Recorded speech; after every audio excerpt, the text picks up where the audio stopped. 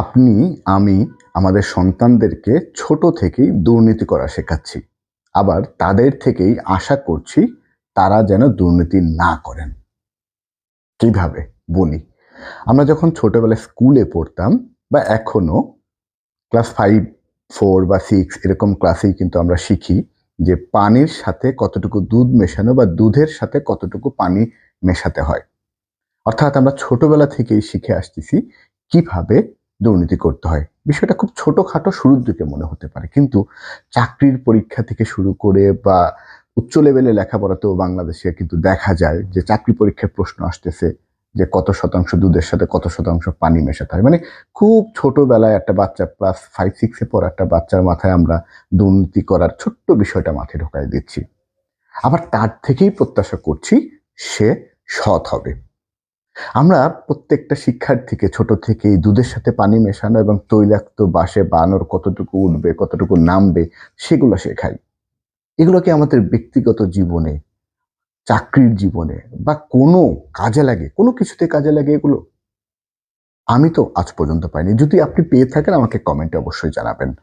আমরা প্রত্যাশা করি কেউ দুর্নীতি করবে না। কিন্তু আমাদের প্রত্যেকটা কাজের ভেতরে দুর্নীতি জড়িয়ে আছে।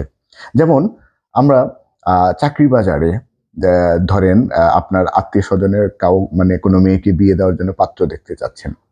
ছেলে যদি সরকারি চাকরি করে তার ডিমান্ড কিন্তু অনেক বেশি। কিন্তু তার বেতনটা কতটুকু আপনি জানেন না।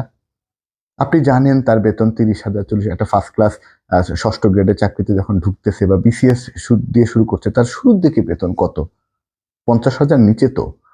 তাহলে এই ৫০,০০০ এর নিচে থাকা একজন ব্যক্তি যে আয়টা করবে সে আয় দিয়ে বর্তমান সময়ে ঢাকা সিটি বা অন্যান্য জায়গাতে বড় শহরে থেকে তিনি কি দিতে পারবেন?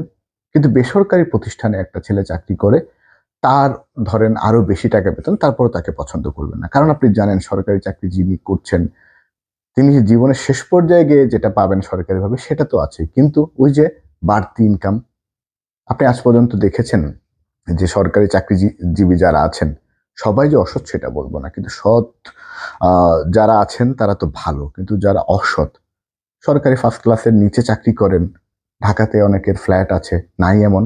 আছে তো। কিন্তু চাকরির বাজারের থেকে শুরু করে আপনি বিয়ের বাজারের কথা চিন্তা করেন, ওই সরকারি চাকরিজীবীর ডিমান্ড কিন্তু অনেক বেশি। তো আমরা যেটা পারি শুরু থেকে ছোটবেলা থেকে একটা শিক্ষার্থীকে ওই দুধের সাথে পানি মেশানোর করাপশনটা না শিখিয়ে যদি আমরা টেকনিক্যাল কোনো কিছু বেশি করে শেখাই, যেমন এই দুধের সাথে পানি মেশানো তো গণিত। বিজ্ঞান পড়তে গেলে গণিতের তো কোনো বিকল্প নেই। গণিত তো লাগবে। তো আসলে এই ক্লাস 5, 6 এ পড়াটা ছেলেকে দুধের সাথে পানি মেশানো না শিখে অন্য কিছু শেখাই।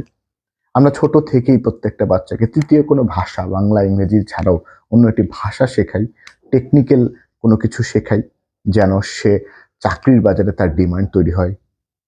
দুর্নীতি তো আমরাই শেখাচ্ছি। আমাদের পাঠ্যক্রমের মধ্যেই তো ছোটবেলার অবুঝ মনের একটা শিশুর মাথার ভিতরে অপরাধটাকে আমরা ঢুকিয়ে দিচ্ছি। আবার আমরাই প্রত্যাশা করছি সে যেন সৎ হয়। আমি বিশ্বাস করি শিক্ষা ব্যবস্থার শুরু থেকে যদি পরিবর্তন করা হয় তাহলে দুর্নীতি ওই ছোট্ট বাচ্চার মাথার ভিতর যেটা ঢুকে গেছে স্বাভাবিক হিসেবে সেটা কিছু অংশে হলেও রোধ করা যাবে। ধন্যবাদ।